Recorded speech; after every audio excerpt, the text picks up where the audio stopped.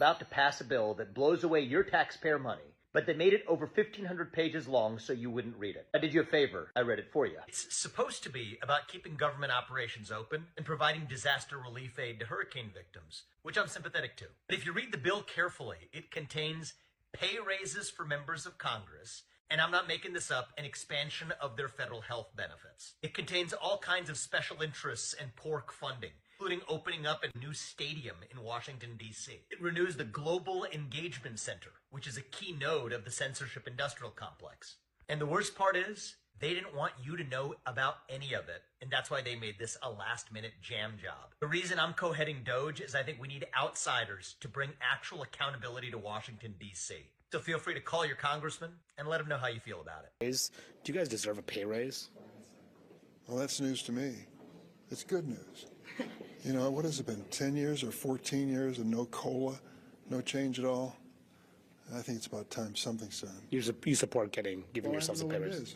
How would I not know about a pay raise? But I mean, people look at the performance of Congress and say, why should we give them more money? What about the media? Think about that for a second. And we're not paid by public money. I know you're not, but I mean, half of your listeners are not there anymore. You're still getting the same paycheck? What's going on? Well, I mean, your taxpayer money. I mean, you guys deserve it, right? Hey, guys, I know late video, but Congress decided that they want to give themselves a raise. And on top of that, there was about 1,500 other, 1,499 pages that included other stuff. But, you know, they're expected to vote on this within a couple of hours. And it has been ceremoniously shot down, with even President Trump shooting down hey, this spending shouldn't be passed. And I want to highlight this some more because it's a very interesting dynamic that's going on. Many people, especially conservatives such as myself, backlashed against this stuff. We're like, yo, y'all don't deserve no pay raise. Y'all holding $100 million hostage for the good citizens of America in North Carolina that's still dealing with the aftermath of the hurricane. Y'all holding that hostage. You got Democrats like Maxwell Frost. Oh my God, I can't stand that dude. Sorry, Orlando. I can't stand that dude. What? He's you got billionaire oligarchs deciding elections. You deciding the bills get to pass. I mean, what do you expect? The rich pays almost 74% of the tax revenue that you get, that you use to pay your own salary, Maxwell. If someone should have a say of how the money should be spent, I think it's the millionaires and the billionaires in our country, because that's whose taxes pay the most in our tax revenue. They fund the government the most. And you're sitting here wanting a pay raise, more federal government benefits. Oh, how sweet it is. Oh, how sweet. You making, I think, $174,000. Now you want to bump it up to $200,000 with extra federal government benefits? Yeah, right? Look at the job approvals. Does this look like someone who does this look like Congress that deserves a pay raise? Hell no.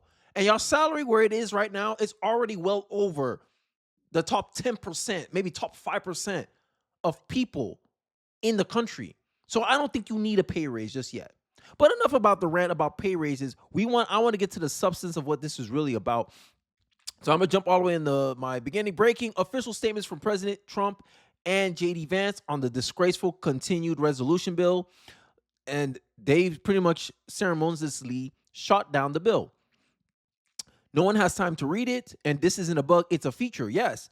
And this is something that Mike Johnson, when he first became House leader, he mentioned that he would never do something like last minute, before we go to the holidays, cram a pork belly bill, omnibus bill at the end of the year. And he's doing the exact same tactic. It almost seemed like Johnson has become the swamp, right? People have expressed skepticism about how DOGE can be effective without any formal authority. I think today's events about the spending bill provides a roadmap for rapid DOGE progress. Yes, I agree. This is a win for DOGE, and they're not even in power yet. Think about it. There are 3 steps to successful DOGE execution. Transparency. Vivek read the bill and summarized the content on X. Sunlight is the best disinfectant. But before I continue, you have to see this segment on Fox News. Told right now in the past 30 or 40 minutes here that they might try to pull this interim spending bill off the floor and maybe just go with a clean bill. Unclear what that means for disaster assistance. Here's what happened. A post on X by Elon Musk sent shockwaves through the Capitol. House Republicans were trying to see if they have enough votes to pass the spending bill in the next hour or two. Musk posted that anyone who votes yes should lose their office in 2 years, and lawmakers are scrambling. The tweets from Musk, has that complicated this? Well, I mean, I think that there's always a lot of interest in what's happening up here, and This is more than interest. They're telling people if they vote yes, they should be voted out. the social media world is a part of our politics, and I think members have to expect that. There will be a lot of hard votes in the next couple of years. A member of the House Republican leadership told Fox that Musk is not helping.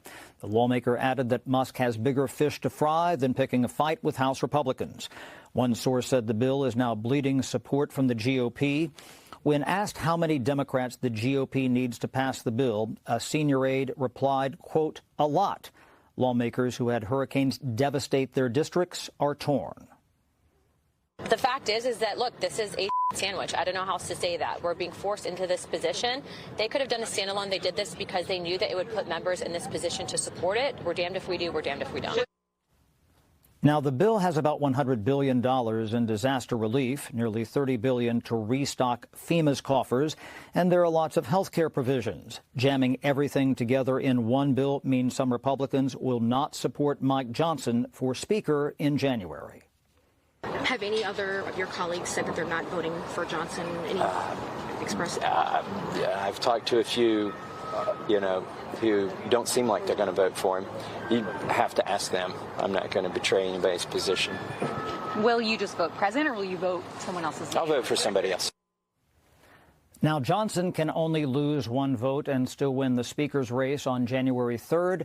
Some Republicans ask how things are different with a spending bill like this under Johnson than former House Speaker Kevin McCarthy. The funding deadline is Friday night. Neil?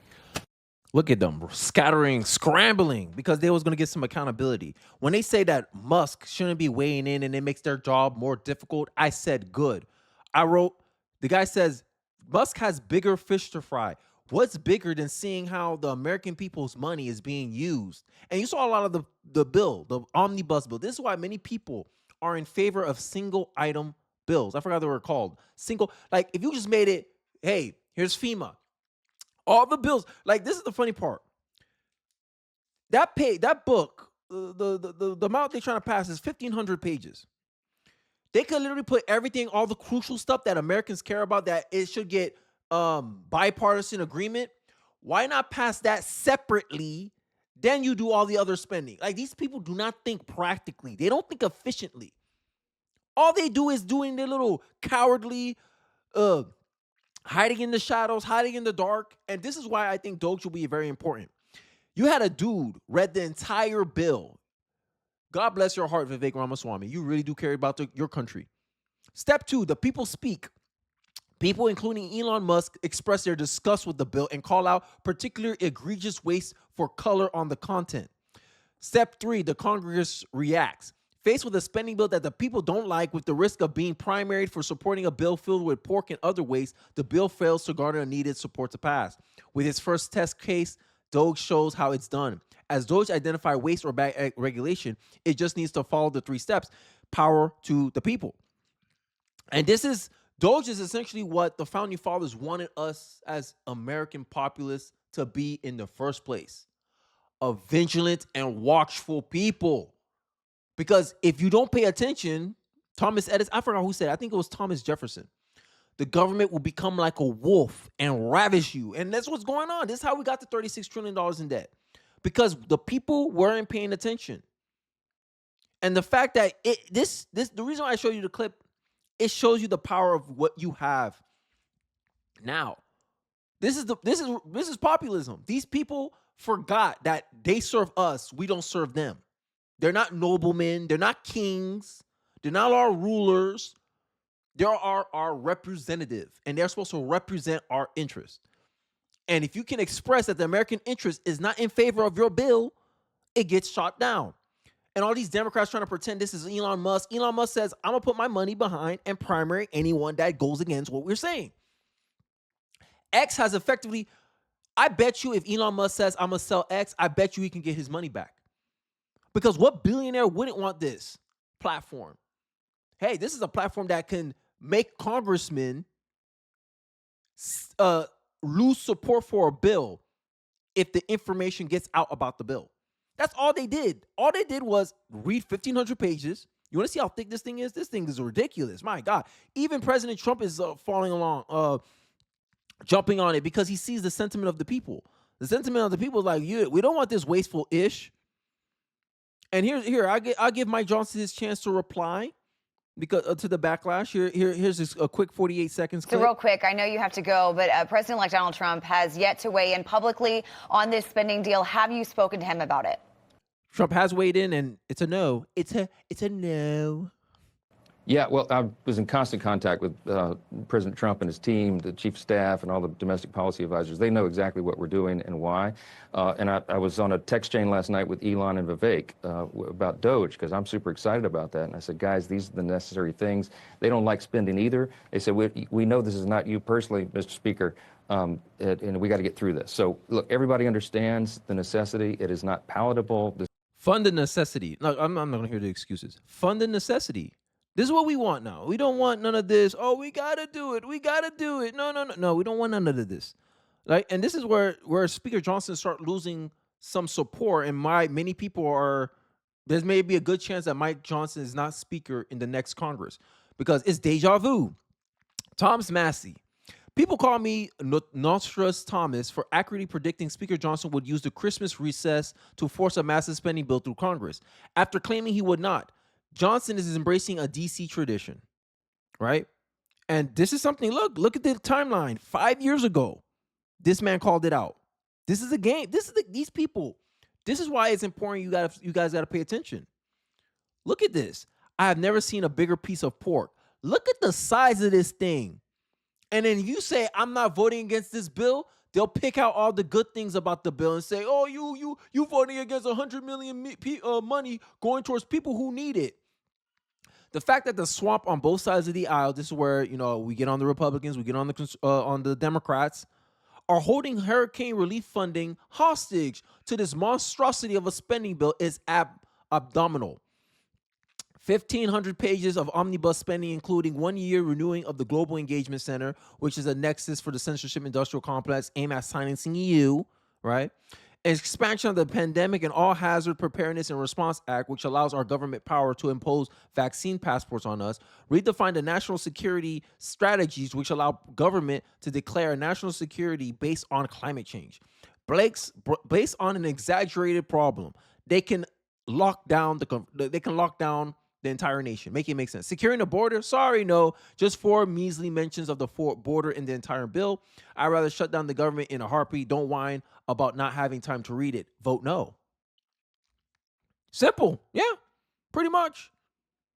Right? Here's a Representative Anna Paulina Luna who says that she's not going to vote for this bill. Much to our horror, they have buried over $100 million in disaster relief funding. Much of it is going to Peninsula.